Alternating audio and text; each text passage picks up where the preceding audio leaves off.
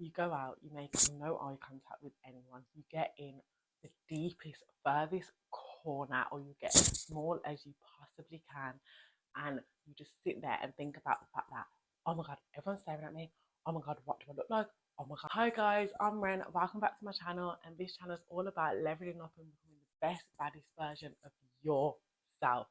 This video is all about how to get over social anxiety, because over 8 million people in the UK suffer with social anxiety, and we don't talk about it.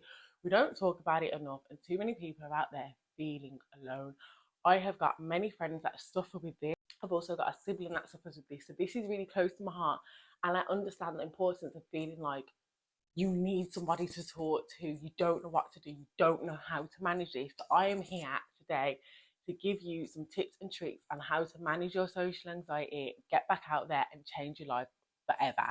We just need to firstly get into it is normal. It is, I am here to tell you it is normal. You're okay, you're not weird. It is normal. You may be a bit different, but so many people suffer with this, and it isn't forever. That's what you need to hear. It is not forever. There's so many people that have this at some point in their life and then go on to be really social people, can be able to speak in front of groups, even become public speakers. So do not sit there thinking like this is a hole that you're never going to get out of, because you definitely, definitely will get out of it. Yes, it's going to take work. Yes, it's going to take effort, but we can all improve ourselves. At one point in my life, doing this, are you crazy? This would never be imaginable. I went to a primary school that was predominantly white. I was like the only, I think there was like 2 black kids in our whole school. And that, I feel like that gave me a social anxiety. I was so conscious to speak, to say my opinion, to put my hand up, to be me. I used to try and be as small as I possibly could and go with the opinion, the actions of everyone else just to fit in. I also carried that into secondary school. I would not say anything that was out of line. I wouldn't talk first. I wouldn't go and approach people. I just wanted to be as small as possible. I wanted to fit in a group and just blend in. I never really wanted the attention to ever be on me. So I cannot believe I'm at a point in my life where now I can do this. If you had said to me in secondary school, Renee, you're going to be on YouTube speaking in front of a camera to all these strangers, all these random thousands of people, I'd be like, there's no way in hell. There's no way in hell. So it can change, it can get better, and it will for you. Yes, it's a work in progress, 1000%, but it's a work in progress that you definitely can start today. These are just tips and tricks that I've come up with from people around me, reading books that can help you. But I definitely recommend get a therapist.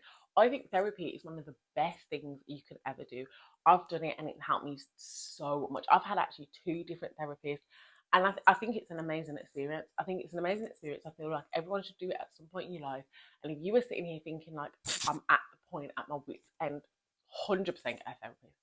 Do what you can and do this, but also get a therapist. I've done something called BetterHelp, which is online. It's a lot cheaper. It's a lot more affordable than usual therapy. Also, I'm sure you may be able to go through your doctors.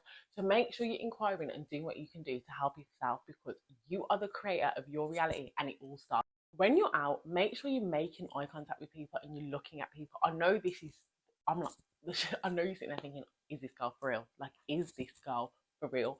But this is what happens when you look at someone and start looking down and then thinking about yourself. When you're looking at someone, you can predict what they're going to say next.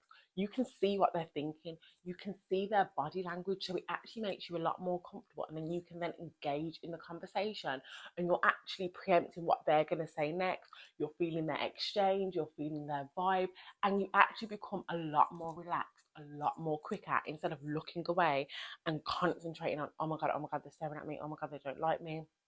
Oh my God, they think I'm stupid. You're actually looking at that person and you get way more into the conversation a lot more quicker. So try it. Try and actually look at the person you're speaking to rather than away, because it helps so much. Never speak to a group of people. Listen up. What I mean by that is when you're speaking to a group of people, act like you're speaking to one person. Focus on the individual in that group. So again, you're making eye contact with that person. So you're not then feeling the pressure of the whole group. Yes, you are speaking to that group, but that individual for you is reflecting the group. So it takes a lot more of the pressure off rather than looking at this big mass of people. Switch your focus. Switch your focus from caring about what people think to having fun and being around people who you love. Yes, I know it's hard. We all think, we all care about what people think in some capacity. I am 100% guilty for it. However, the minute you stop, you feel so much more happy. And do you know what? I'm going to let you into a secret. We're out there thinking people are thinking about us and they're too worried about themselves. Like, think about you. Someone's probably there thinking, oh God, she doesn't like me, or she's not looking at me, or she's like ignoring me because she doesn't like me, when really you're worried about yourself. Everyone is worried about themselves. So the sooner you stop caring about what people think, oh my gosh, that alone will just change your life.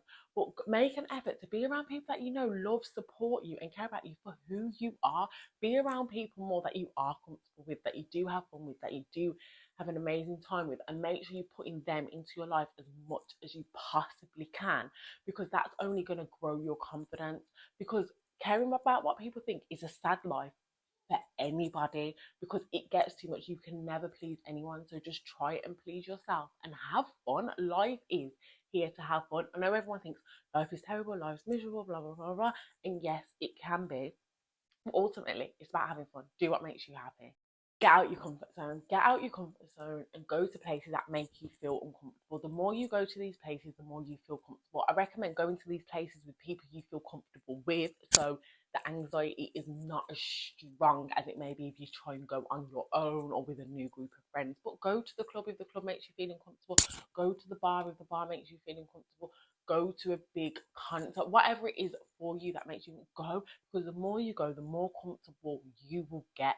And then once you're in that place, say, right, I'm making a conscious decision to enjoy myself, to enjoy the environment around me, to enjoy the singer or the performer, to enjoy the drinks, to enjoy the food, to enjoy the company of the person I am with.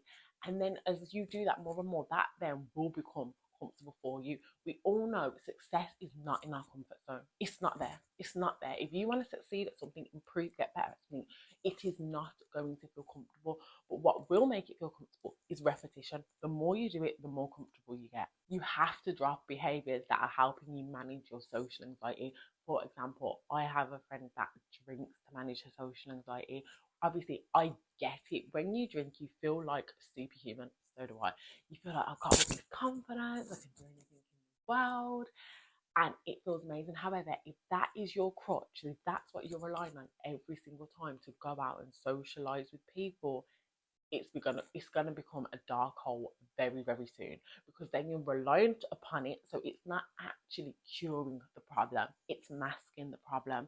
And when you do stop that alcohol and you finish drinking in the next couple of days, the anxiety is gonna be times 10, especially if it is alcohol that you're using, because remember, alcohol is a depressant. There might be something else that you're using as a crutch to get through your social anxiety, but you have to try and do it naturally and organically, because that is what's going to help you. That's when you're going to see a real improvement, because you were doing it, not the alcohol, not the substance, not whatever it is, you were doing it, and that's what's going to make you better.